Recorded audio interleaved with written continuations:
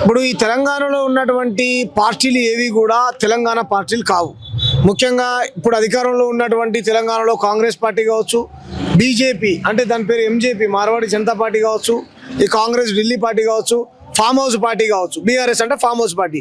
ఈ మూడు పార్టీలు కూడా మార్వాడి, గుజరాతీ, రాజస్థానీల దగ్గర వాళ్ళ దగ్గర చిల్లర తీసుకొని తెలంగాణ ప్రయోజనాలను మొత్తం మార్వాడి, గుజరాత్, రాజస్థానీల వ్యాపారస్తుల దగ్గర తాకట్టు పెట్టారు.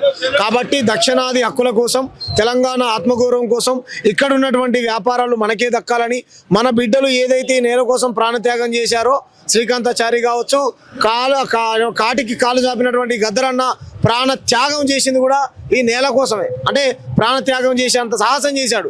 కాబట్టి పాటలు పాడారు, ఆటలాడారు, చాలామంది అమరవీరులయ్యారు. మన నీళ్లు మనకు దక్కాలని, మన నిధులు మనకు దక్కాలని, మన నియామకాలు మనకు దక్కాలని, మన తిండి మనం తినాలని. కాబట్టి ఈరోజు దేశభక్తి ముసుగుతోని సంపద మొత్తం దోసుకోబోతా ఉంటే అసెంబ్లీలో ఒక ఎమ్మెల్యే మాట్లాడు, పార్లమెంట్లో ఒక ఎంపీ మాట్లాడు.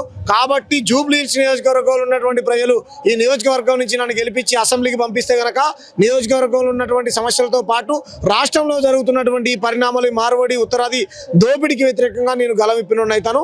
అందులో భాగంగానే ఇక్కడ పోటీ చేస్తా ఉన్నాను.